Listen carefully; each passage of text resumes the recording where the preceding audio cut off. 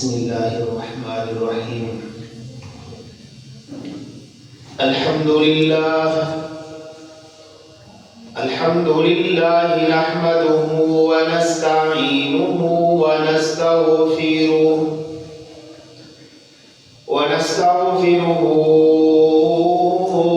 ونؤمن به ونتوكل عليه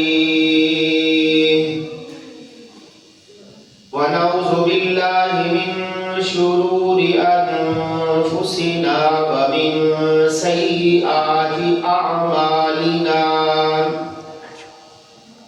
من يهده الله فلا مضل له ومن يضلله فلا هادي له.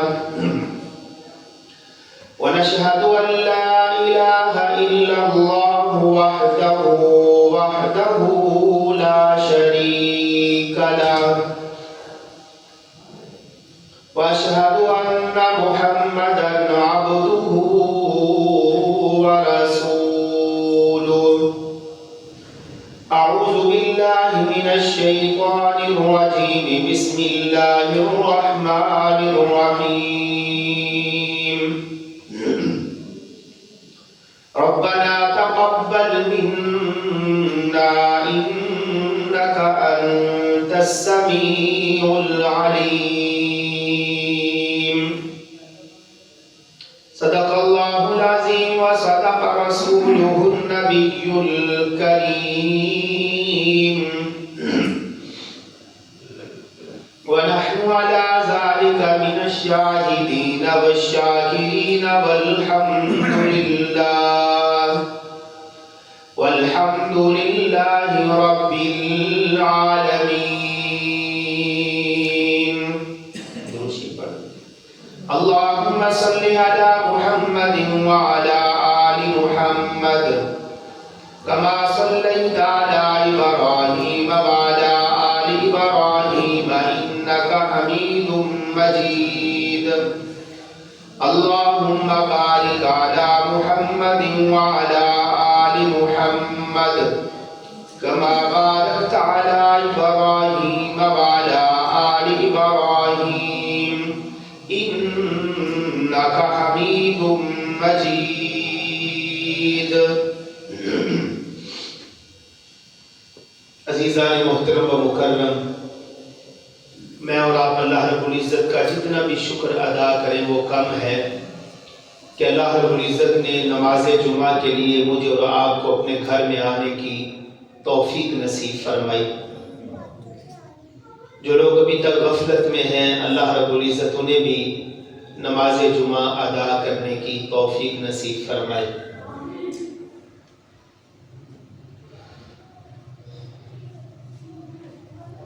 دنیا میں رہتے ہوئے ہر انسان کی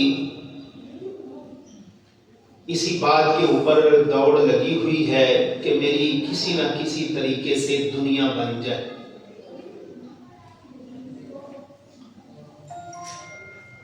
اور دنیا بناتے بناتے اپنی آخرت کو خراب کر دینا، دنیا بناتے بناتے اپنے رب کو ناراض کر لینا، یہ کوئی عقل مندی نہیں ہے. قرآن حکیم میں اللہ رب العزت نے انسان کی دو پسندیدہ چیزوں کا تذکرہ کیا. ایک انسان دنیا میں رہتے ہوئے مال سے بڑی محبت کرتا ہے اور دوسرا اولاد سے بڑی محبت کرتا ہے. اور دیکھا جائے تو انسان کی زندگی میں جو بہترین مال متاع ہے، جو بہترین سرمایہ ہے، وہ مال اور اولاد ہے. تو قرآن حکیم میں بھی اللہ رب العزت نے اسی بات کی طرف اشارہ فرمایا، یا ایھا الذین آمنوا لا تلہکم اموالکم ولا اولادکم عن ذکر اللہ. اے ایمان والوں، کہیں ایسا نہ ہو جائے کہ یہ تمہارا مال اور تمہاری اولاد تمہیں ہلاکت میں ڈال دے. وگرنہ یہ مال متاع یہ بہترین نفع ہے، انسان کی زندگی کا بہترین سرمایہ ہے۔ اولاد کا مل جانا، مال کا مل جانا یہ بہترین سرمایہ ہے۔ لیکن اگر کسی انسان نے ان چیزوں میں اتنا دل لگا لیا کہ اپنے رب کی یاد سے دور ہو گیا، تو پھر میرے بھائیوں یاد رکھیے گا، یہی ساز و سامان، یہی مال، یہی اولاد، یہ اس کے لیے تباہی اور بربادی کا سبب ہے۔ تو اس لیے میں نے اور آپ نے کوشش یہ کرنی ہے کہ ان چیزوں کے ہوتے ہوئے بھی ہم نے اپنے رب کی یاد سے دور نہیں ہونا، ہم نے اپنے رب کی یاد سے غافل نہیں ہونا۔ اب دیکھیے 5 نمازیں ہمارے اوپر دن میں فرض ہیں، 5 نمازیں ہیں۔ حالانکہ غور و فکر کیا جائے تو امام الانبیاء صلی اللہ علیہ وسلم کو اللہ نے کتنی نمازوں کا تحفہ دیا تھا؟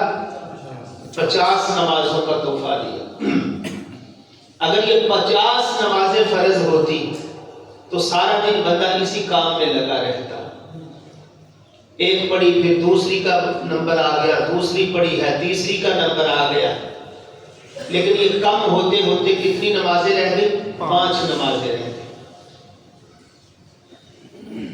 تو میرے بھائیوں یہ 5 نمازیں جو ہیں اگر ان میں بھی غور و فکر کیا جائے تو کتنا وقفہ ہے، فجر اور ظہر کے تک کتنا وقفہ ہے، ظہر سے عصر تک کتنا وقفہ ہے، عصر سے مغرب عشاء، اسی طرح مغرب سے عشاء ہے، پھر عشاء سے فجر، کتنا وقفہ ہے کہ کتنی رب نے آسانی دی ہے کہ میرا بندہ صرف نماز میں نہ لگا رہے، ادھر سے نماز پڑھے اور پھر اپنی تجارت پہ چلا رہے، ادھر نماز سے فارغ ہو پھر اپنے معاملات کو آگے چلاتا رہے۔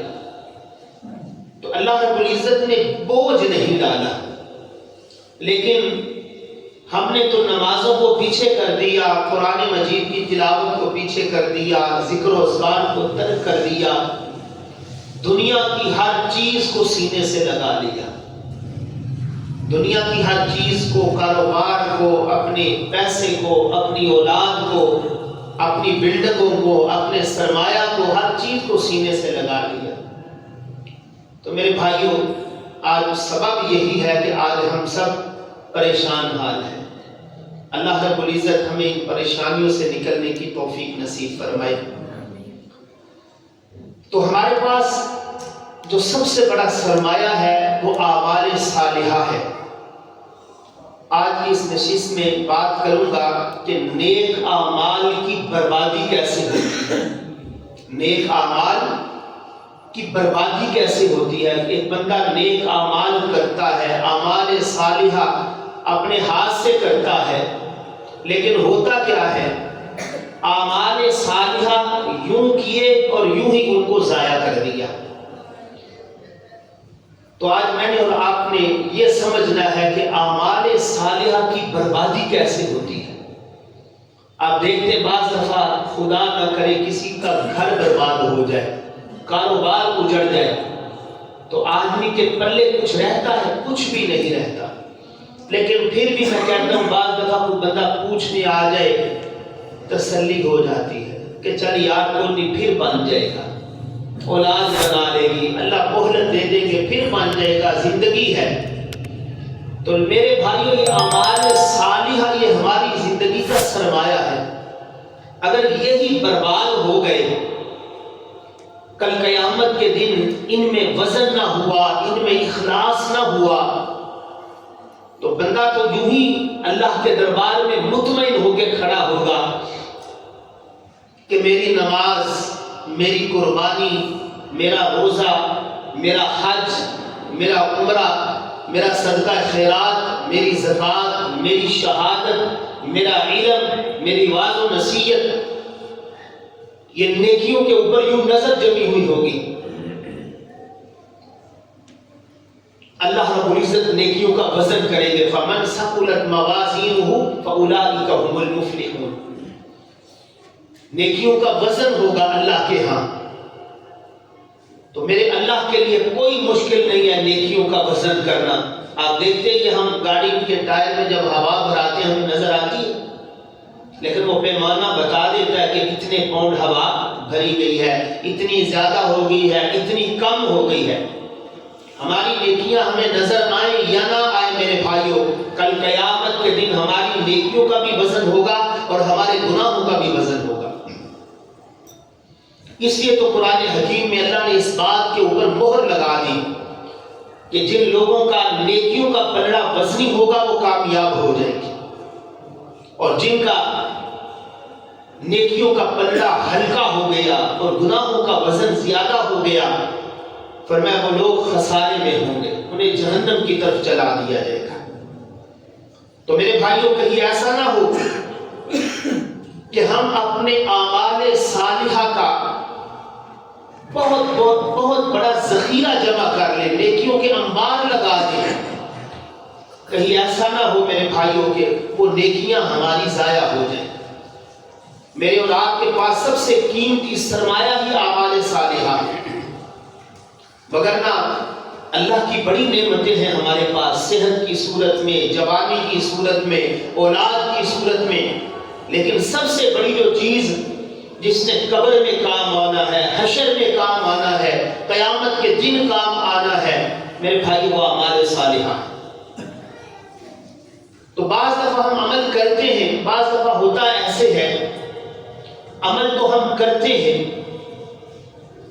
اور ہمارا ذہن یہ ہوتا ہے کہ اللہ نے اس کو قبول کر لیا، جس طرح ہمارے ہاں یہ ذہن بنا ہوا ہے اللہ قبول کرنے والا ہے۔ اللہ کیا ہے؟ قبول کرنے والا ہے، اللہ بڑا غفور ہے، اللہ بڑا رحیم ہے، یہ ہمارا ذہن بنا ہوا ہے۔ لیکن جہاں اللہ غفور ہے وہاں رحیم ہے، وہاں آپ پڑھیں اللہ عزیز ذو انتقام بھی ہے، اللہ بطش ربک لشدید بھی ہے، یہ میرے اللہ کی صفت ہے۔ تو میرے بھائیوں کہیں ایسا نہ ہو کہ ہم ان نیکیوں کو اپنے ہاتھوں سے برباد کر دیں۔ بعض دفعہ ہم نیکیاں کرتے ہیں، نماز پڑھتے ہیں یا صدقہ خیرات کرتے ہیں، کوئی بھی عمل ہم کرتے ہیں اس میں ہماری توجہ نہیں ہوتی۔ اب دیکھیے جمعہ کی کتنی رکعتیں فرض ہیں؟ 2 ہیں، میں 3 پڑھا دوں، تیسری رکعت میں ظاہری بات ہے اللہ کا ذکر ہوگا، سجدے میں اللہ کی تسبیحات بیان کی جائیں گی، التحیات تشہد بیٹھیں گے، اللہ کی حمد و ثنا پڑھی جائیں گی، نبی اکرم صلی اللہ علیہ وسلم کے اوپر درود پڑھا جائے گا۔ اب کیا ہوا؟ اللہ کے ذکر میں اضافہ ہوا ہے، لیکن 3 رکعتیں مکمل کرنے کے بعد ہم کہیں نہیں یار اللہ قبول کرنے والا ہے، اب وہ 3 رکعتیں اللہ کے ہاں قبول نہیں ہوں گی۔ تو بعض دفعہ ہم عمل جو کرتے ہیں ان میں ہماری توجہ نہیں ہوتی، ہمارا دل اس طرف نہیں ہوتا، تو ہوتا کیا ہے ہماری اس عمل کے اوپر بڑی نظر ہوتی ہے۔ معذرت کے ساتھ بعض ہمارے حضرات حج کے لیے جاتے ہیں، عمرہ کے لیے جاتے ہیں، اللہ سب کو سعادتیں یہ نصیب فرمائے، بارہا اللہ یہ سعادتیں نصیب فرمائے، لیکن یقین جانیے المیہ یہ ہے، دیکھنے میں آتا ہے کہ وہاں پر ارکان کا پتہ ہی نہیں ہے، بس اتنا پتہ ہے کہ احرام میں نے کیسے باندھنا ہے، باقی پتہ ہی نہیں ہے۔ چیزوں کو سیکھیں، دین کو سیکھیں، دین میں مسائل پوچھتے ہوئے شرم و حیا نہ کریں۔ آپ کو نہیں پتا، قرآن حکیم میں فرمایا فَاسْأَلُوا أَهْلَ الذِّكْرِ إِن كُنتُمْ لَا تَعْلَمُونَ، جن چیزوں کا تمہیں علم نہیں ہے وہ اہل علم سے پوچھ لیا کرو، سیکھ لیا کرو چیزوں کو، اس میں کوئی آز نہیں ہے، اس میں کوئی شرمندگی نہیں ہے۔ لاکھوں روپے لگا کے بندہ اپنی نیکی کو ضائع کر کے آ جائے، اللہ کے گھر کو دیکھنے کا ثواب تو ملے گا، لیکن وہ ارکان جو صحیح ادا کرنے کا حکم دیا گیا اس کا پتہ ہی نہیں۔ تو اس لیے دین کو سیکھیں، وقت نکالیں۔ مدینہ طیبہ مرکز تھا، اور رسول اللہ صلی اللہ علیہ وسلم نے جب صدا کو بلند کیا، کہاں سے لوگ، یمن سے آئے، شام سے آئے، دنیا کے مختلف علاقوں سے لوگ رسول اللہ صلی اللہ علیہ وسلم کے پاس دین سیکھنے کے لیے آئے۔ پھر آپ نے وہ مدرسہ قائم کیا تھا مسجد نبوی میں، آج بھی وہ چبوترا اگر آپ دیکھیں گے ریاض الجنہ کے ساتھ وہ چبوترا سا موجود ہے۔ اصحاب صفہ وہاں پہ بیٹھ کے پڑھا کرتے تھے، رسول اللہ صلی اللہ علیہ وسلم کے صحابہ۔ کوئی کہاں سے آئے، اس رات کل آپ دیکھتے ہیں مدارس میں تعلیم حاصل کرنے والے کوئی کس ضلع سے ہے، کوئی کس ضلع سے ہے۔ اسی طرح صحابہ دین سیکھنے کے لیے آیا کرتے تھے۔ تو ہمارا المیہ یہ ہے کہ ہم ہر وقت تنقید کرنے کے لیے تیار ہیں۔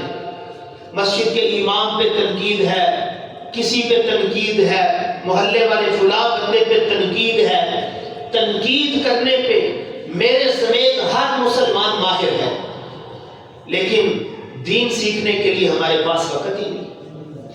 نبی اکرم صلی اللہ علیہ وسلم، توجہ سے سماعت فرمائیے گا، حضرت انس رضی اللہ تعالیٰ عنہ یہ رسول اللہ صلی اللہ علیہ وسلم کے خادم ہیں۔ یہ بیان فرماتے ہیں کہ رسول اللہ صلی اللہ علیہ وسلم کے ساتھ ہم بیٹھے ہوئے تھے، ایک شخص نیا مسلمان ہوا، اس نے مسجد میں نماز ادا کی۔ نبی علیہ الصلوۃ والسلام نے اسے دیکھا، سمجھانے کا انداز دیکھیے۔ بعض دفعہ ہم یقین جانیے ہمارے مسجدوں میں رویے ٹھیک نہیں ہوتے، ہم لوگوں کو جھنجھوڑتے ہیں، لوگوں کو دھکے مارتے ہیں، کوئی قربانی دینے کے لیے اپنے آپ کو مٹانے کے لیے تیار ہی نہیں ہے۔ اگر میں ایسا کروں گا مسجد میں میری چودراہٹ خطرے میں پڑ جائے گی۔ میرے بھائیوں، قربانی کیجئے، اکرام کیجئے، ایک دوسرے کو عزت دیجئے۔ ساری کائنات کی عزت محمد کریم صلی اللہ علیہ وسلم کی جوتی کی نوک پہ قربان ہے، لیکن رسول اللہ صلی اللہ علیہ وسلم کیسے لوگوں کو عزت دیا کرتے تھے؟ تو ہم یقین جانیے جھنجھوڑتے ہیں، یا ہم جسے میں نے پہلے کہا ہم تنقید کرتے ہیں، اس لیے ہماری بات کا اثر نہیں ہوتا، ہماری بات دل کے اوپر اثر نہیں کرتی، ہمارے سمجھانے کا انداز نہیں ہوتا، ہمارا رویہ صحیح نہیں ہوتا۔ کوئی بھول کے مسجد میں آتے ہم اس کے ساتھ سلوک ہی ایسا کرتے ہیں وہ دوبارہ مسجد میں نہیں آتا۔ تو رسول اللہ صلی اللہ علیہ وسلم کے اخلاق عالیہ، سبحان اللہ، یہ جو نرمی ہے نا، دل کا نرم ہو جانا، دل میں کسی کی محبت کا آ جانا، عزت کا آ جانا، دل کا نرم ہو جانا، کسی کو قبول کر لینا، کسی کے آگے جھک جانا، کسی کے آگے نرم ہو جانا، کسی کے آگے معذرت کر لینا، یہ اللہ کی بہت بڑی نعمت ہے، بہت بڑی نعمت ہے۔ دل کا سخت ہو جانا یہ تو اللہ کی ناراضگی ہے۔ حالانکہ سب سے زیادہ اگر آپ غور کریں تو دنیا میں سب سے زیادہ کون سی چیز سخت ہے؟ پتھر ہے، لیکن اللہ قرآن حکیم میں فرماتے ہیں بعض پتھر تو ایسے ہیں وہ سختی کے باوجود ان کے اندر سے پانی نکلتا ہوا نظر آتا ہے، بعض ایسے جو پھٹ جاتے ہیں، لیکن انسان کا دل ان پتھروں سے بھی زیادہ سخت ہو جاتا ہے۔ بعض وہ گناہوں کی نحوست کی وجہ سے دل میں سختی آ جاتی ہے اور شیطان اس دل کو اور سخت کر دیتا ہے، اور تو نرم ہونے لگا، تو جھکنے لگا، تو معذرت کرنے لگا، تیرے پلے کچھ نہیں رہنا۔ تو رسول اللہ صلی اللہ علیہ وسلم نے ایک شخص کو دیکھا، نئے وہ مسلمان ہوئے تھے، نماز پڑھی، رسول اللہ صلی اللہ علیہ وسلم نے انہیں بلایا، فرمایا کہ آپ کی نماز ٹھیک نہیں ہے، ارجع فصلی فإنک لم تصلی، واپس جا کے نماز دوبارہ ادا کیجیے۔ پھر انہوں نے جلدی میں نماز پڑھ لی، پھر رسول اللہ صلی اللہ علیہ وسلم نے انہیں بلایا، اتنی محبت سے کہا بھائی نماز کو ٹھیک کرو۔ پھر تیسری دفعہ کہا، حالانکہ دیکھیے رسول اللہ صلی اللہ علیہ وسلم گناہگاروں سے بھی بڑی محبت کیا کرتے تھے۔ تو پتہ چلتا نا یہ بندہ بڑا گناہگار ہے، آپ اسے سینے سے لگا دیں اور آپ اسے اس گناہ کے متعلق بتاتے کہ یہ گناہ جہنم میں جانے کا سبب بنے گا۔ تو اس لیے میرے بھائیوں، رسول اللہ صلی اللہ علیہ وسلم نے فرمایا بعض دفعہ تو ایسے ہے کہ آدمی 60 سال تک نماز پڑھتا ہے، اس کی نماز قبول نہیں ہوتی، اسے پتہ ہی نہیں ہوتا، توجہ ہی نہیں ہوتی اس کی نماز کی طرف۔ ایک ہے نماز میں صحابہ نے کہا اللہ کے رسول ہم نماز پڑھتے ہیں ہمارا ذہن کسی اور طرف چلا جاتا ہے، تو آقا علیہ الصلوۃ والسلام نے فرمایا ذہن کو خود نہ لے کے جائیں، اگر ویسے ذہن چلا جائے تو یہ اللہ رب العزت نے میری امت کے اوپر اس چیز کو معاف کیا ہے۔ لیکن اگر بندہ اللہ اکبر کہتے ہوئے سارا حساب کر لے کہ یار فلان میں تو اتنے پیسے لینے نے، فلان کو اتنے لینے نے، فلان کو اتنے لینے نے، اس کو یاد آ گیا، دینے کے بھی یاد آ گئے، لیکن نماز میں وہ ساری دکان کا حساب کر رہا ہے۔ لیکن اگر جان بوجھ کے ایسے خیالات اپنے ذہن میں لے کے آئے گا تو میرے بھائیوں پھر ظاہری بات ہے اس کی نماز پروان تو نہیں نہ چلے گی۔ جیسے کہ رسول اللہ صلی اللہ علیہ وسلم نے فرمایا کچھ لوگوں کی نمازیں ایسی ہیں جب وہ نمازیں کفر کی طرف جاتی ہیں اللہ رب العزت ان نمازوں کو ان بندوں کے منہ کے اوپر مار دیتے ہیں، اور پھر وہ نماز کہتی ہے، بد دعا کرتی ہے کہ یا اللہ جس طرح اس بندے نے مجھے برباد کیا ہے تو بھی اسے برباد کر دے، جس طرح اس نے مجھے ضائع کیا ہے اللہ تو بھی اس کو ضائع کر دے۔ تو میں بات کر رہا تھا نماز عمل تو ہمارے ہوتے ہیں میرے بھائیوں، ان میں وہ توجہ نہیں ہوتی ہماری، ہمارا دل ان اعمال کی طرف متوجہ ہی نہیں ہوتا، ہم وہ رسمی طور پہ کام کر رہے ہوتے ہیں۔ معذرت سے جس طرح میں کہتا ہوں اکثر بات ہوتی ہے میں 1000 دفعہ استغفار پڑھا، میں نے 1000 دفعہ سبحان اللہ پڑھا ہے، مبارک ہو آپ نے پڑھا ہے، لیکن آپ غور و فکر کر کے پڑھیں، آپ سبحان اللہ کی گہرائی میں جائیں، آپ الحمدللہ کی گہرائی میں جائیں، آپ استغفر اللہ کی گہرائی میں جائیں۔ یہ کوئی معمولی نام نہیں ہے، یہ کائنات کے بادشاہ کا نام ہے، اور میں کائنات کے بادشاہ کی تعریفیں کر رہا ہوں۔ وہ میرا بادشاہ ہے، وہ میرا پالنہار ہے، وہ میرا رازق ہے، وہ میری بگڑی بنانے والا ہے، میں اس کے گھر کا مانگت ہوں، میں اس کے گھر کا سوالی ہوں۔ جس طرح میں نے گزشتہ جمعہ میں کیا کہا تھا، باتیں یاد رکھا کریں کہ سب سے بڑی نیکی کیا ہے کہ اللہ کے متعلق، وہ مسجد نبی شریف کے امام جو خطبہ دے رہے تھے کہ سب سے بڑی نیکی کیا ہے اللہ کے متعلق اچھا گمان کرنا۔ تو میرے بھائیو جب میں نے اور آپ نے عمل کرنا ہے بڑی توجہ کے ساتھ کرنا ہے، اگر میں ایسا نہ ہو کہ وہ نماز پڑھی جائے اور نماز کا ہمیں فائدہ ہی نہ، تو نماز پر دعا کرے گی کہ یا اللہ اس نے مجھے جیسے برباد کیا ہے میرے اللہ تو بھی اس کو برباد کر دے۔ تو معلوم ہوا کیونکہ میں بات کر رہا تھا کہ نیک اعمال کی بربادی کیسے ہوتی ہے۔ ایک تو اعمال، یہ بات ذہن میں رکھیے گا، جس عمل میں توجہ نہیں ہوگی وہ عمل ضائع ہو جائے گا، اور دوسرا رسول اللہ صلی اللہ علیہ وسلم نے فرمایا الخمر ام الخبائث، جو شراب ہے نا شراب، اس سے بھی اعمال صالحہ ضائع ہو جاتے ہیں، اور رسول اللہ صلی اللہ علیہ وسلم نے شراب کو ناپاک کاموں کی جڑ قرار دیا ہے میرے بھائیوں۔ جو جڑ ہوتی ہے، فرمایا جتنے گندے کام ہیں، جتنے برے کام ہیں، الخمر ام الخبائث، رسول اللہ صلی اللہ علیہ وسلم نے فرمایا یہ شراب جو ہے یہ ناپاک کاموں کی جڑ ہے۔ ہم بڑے فخر سے بتاتے ہیں جی میں نے اتنی پی، میں نے جی شادی پہ اتنی پی، خود نہیں پی، دوستوں کو بھی پلائی ہے۔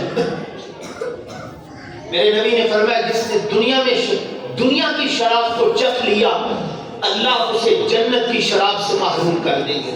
شرابن طہورا، جو جنت کی پاکیزہ شراب ہوگی جس کو پینے کے بعد کوئی نشہ نہیں ہوگا۔ یہاں تو شراب پی کے بندہ اپنوں کی پہچان بھول جاتا ہے، اپنوں کی پہچان بھول جاتا ہے۔ تو اس لیے رسول اللہ صلی اللہ علیہ وسلم نے فرمایا شراب یہ ناپاک کاموں کی جڑ ہے، جس نے اس کو پی لیا اللہ 40 دن تک اس کی عبادت کو قبول نہیں کرتے. یا پھر ہم اللہ کے اوپر گلے کرتے ہیں. یقین جانیے ہم ایک دوسرے کا گلہ شکوہ تو کرتے ہی کرتے ہیں. دوست کا گلہ کر رہا ہے, بھائی کا کر رہا ہے, اولاد والدین کا, والدین اولاد آپس میں گلے شکوے, نعوذ باللہ اللہ کا بھی گلہ شکوہ ہم کر رہے ہیں. اللہ نے سب دکھا کی یار ہمارے پاس کچھ بھی نہ ہوتا, کچھ بھی نہ ہوتا, رہنے کو مکان نہ ہوتا, کھانے کے لیے لقمہ بھی نہ ہوتا, کیا اللہ نے ایمان جیسی دولت سے مالا مال نہیں کیا؟ سب کہیے الحمدللہ. اللہ نے ایمان دیا, یہ کتنا بڑا اللہ کا احسان ہے, یہ کتنی بڑی نعمت ہے. ورنہ کل قیامت کے دن بڑے بڑے قد آور, بڑی بڑی صورتوں والے, بڑے بڑے حسد والے, نسب والے جہنم کا بالن بن رہے ہیں. تو اس لیے فرمایا الخمر ام الخبائث. ہاں کوئی بندہ اگر توبہ کر لیتا ہے, اس کا معاملہ اور اپنے رب سے صلح کر لیتا ہے, اپنے رب سے معافی مانگ لیتا ہے کہ یا اللہ آئندہ نہیں کروں گا, وگرنہ فمن شربها لم تقبل صلاته 40 یوما. شراب پینے والے آدمی کی 40 دن کی عبادت اللہ قبول نہیں فرماتے. میرے نبی نے اس کو حقارت کی نگاہوں سے دیکھا. تو اس لیے میرے بھائیوں یاد رکھنا, جیسے کسی عمل میں توجہ نہ ہونے کی وجہ سے وہ عمل ضائع ہو جاتا ہے, جیسے میں نے نماز کا تذکرہ کیا, نبی اسلام نے 3 دفعہ اس بندے کو کہا اپنی نماز ٹھیک کر, اپنی نماز ٹھیک کر, لیکن ڈنڈے نہیں مارے, اس کو مسجد سے نہیں نکالا, کوئی بد اخلاقی کا مظاہرہ نہیں کیا, بڑے پیار محبت اور اخلاق عالیہ سے اس کی تربیت کی. مومن تو یہ اسلام جو ہے نا, اسلام بڑے بڑے لوگ اس کے اوپر تنقید کرتے ہیں, لیکن میرے بھائیوں اگر غور و فکر کریں نا, میرے نبی کی سیرت طیبہ کا آپ مطالعہ کریں تو یقین جانیے اسلام نے آپ کے بد اخلاقی اور بدتمیزی کے دروازے بند کر دیے. کوئی مذہب ایسی دلیل پیش نہیں کر سکتا, ایسی دلائل اگر آپ کو ملیں گے تو ہمارے دین میں سے ملیں گے. معافیاں مل رہی ہیں, صلہ رحمی ہو رہی ہے, وہاں پہ اپنے پاس نہیں ہے. جیسے میں نے ابتدا میں کہا, ہم تو قربانی دینے کے لیے تیار نہیں ہیں. نبی علیہ السلام کے صحابہ چلے گئے, آج بھی ان کے نام موجود ہیں. اہل بیت دنیا سے چلے گئے, آج بھی ان کے نام ہیں. قربانی دیا کرتے تھے. قربانی کیا وہ سیدہ فاطمہ گھر میں دسترخوان لگا کے بیٹھی ہوئی ہے, دروازے پہ ایک سائل آتا ہے کھانا مانگنے کے لیے, حضرت حسن کیا کہتے ہیں, اما جان اگر آپ مجھے اجازت مرحمت فرمائیں میں اپنا کھانا اس سوالی کو نہ دے دوں. حضرت حسن کہتے ہیں, پھر حضرت حسین کہتے ہیں بھائی جان میرا کھانا بھی اس کو دے دیجیے. سیدہ فاطمہ کہتی ہیں خاتون جنت ہمارا کھانا تو ضائع ہو جاتا ہے, ہمارا کھانا ضائع ہو جاتا ہے, ہم کسی ہمسائے کا خیال تک نہیں کرتے. میرے نبی تو کہا کرتے تھے عائشہ ذرا سالن شوربے والا بنا لینا, ساتھ ہمسائے کو بھی دینا. میرے بھائیوں کسی کو کھانا کھلانے سے, کسی کے اوپر خرچ کرنے سے اللہ کے گھر میں بیٹھا ہوں مال میں کمی نہیں آتی. آپ کا گمان ہو کہ یار میں اپنے رب کے راستے میں خرچ کروں گا, میرا رب میرا مال بڑھائے گا. رمضان کا مہینہ قریب آ رہا ہے, نیت کیجئے, ارادہ کیجئے, ہم نے افطاری کروانی ہے, ہم نے کسی سحری کروانی ہے, ہم نے کسی کو کوئی چیز لے کے دینی ہے, مقصد ہمارا صرف اللہ کی رضا ہو. لفظ سبیل اللہ کو سمجھے, اللہ آپ کو حرمین شریفی لے دے, یقین جانیے یہ لفظ سبیل اللہ وہاں سمجھ آتا ہے. ہمارے ہاں تو یہ چھوٹی سی کسی کو کوئی حتر کی شیٹی دے دے تو 10 تصویریں, اس صابن کی چھوٹی سی کسی کو ٹکڑی دے دے تو 10 تصویریں ہوتی ہیں. یہاں یہ وہاں یقین جانیے لوگ خرچ کر رہے ہیں، پتہ نہیں ہے یار خرچ کرنے والا کون ہے. کوئی پانی وہاں پہ کسی نے، ہم نے خود دیکھا، وہ پیسے دے رہا ہے یہ پانی وہاں پہ رکھ دے، اس نے پیچھے مڑ کے نہیں دیکھا. اور رکھنے والا بھی دیانتدار، اس نے بھی ایسا نہیں کیا کہ 20 بوتلوں میں سے 2 جیب میں ڈال دی، وہاں پہ رکھ کے اس نے کہا سبیل اللہ اٹھا دے. جس نے وہ کیا اس نے پیچھے مڑ کے نہیں دیکھا، اسے پتا ہے میں جس کے لیے کر رہا ہوں وہ مجھے دیکھ رہا ہے، وہ مجھے دیکھ رہا ہے. وہ جبرائیل امین اور دوسرے فرشتے حضرت ابراہیم خلیل اللہ کے پاس آئے تھے جب آپ آگ میں تھے، کہنے لگے اللہ کے خلیل کوئی ضرورت ہو تو بتا دے. تو اللہ کے خلیل نے کیا کہا؟ جس کے لیے میں آگ میں کود رہا ہوں، آگ میں بیٹھا ہوں، وہ میرے حالات سے واقف ہے. تو میرے بھائیوں، جب ہم نیکیاں کریں گے اور نیکیاں محض اللہ کی رضا کے لیے ہوں گی تو پھر میرے بھائیوں سکون آئے گا. پھر آپ کو نعرے لگانے کی ضرورت نہیں پڑے گی، نام لکھانے کی ضرورت نہیں پڑے گی، اعلانات کی ضرورت نہیں پڑے گی. مقصد اللہ کی رضا ہو. تو بات کر رہا تھا جو شراب ہے یہ ام الخبائث ہے. اس کے پینے سے 40 دن تک اللہ رب العزت عبادت قبول نہیں فرماتے. ہاں اگر کوئی بندہ توبہ کر لیتا ہے، اپنے رب سے معافی مانگ لیتا ہے اور پھر اس کا معاملہ جو ہے وہ اور ہے. تو میرے بھائیوں اعمال کی بربادی ہو جاتی ہے. اپنے رب سے اخلاص مانگے، اپنے رب سے اخلاص مانگے. یہ اللہ کا گھر جب حضرت ابراہیم خلیل اللہ اور ان کے صاحبزادے حضرت اسماعیل ذبیح اللہ جب اللہ کا گھر بنا رہے تھے، اخلاص کے ساتھ اللہ کا گھر بنایا. اللہ کا گھر بنایا تو پھر کیا ہوا؟ ہمارے یہاں پتہ کیا ہوتا ہے، نیکی چھوٹی بھی ہو تو اس کے اوپر کتنا ہم چرچا کرتے ہیں.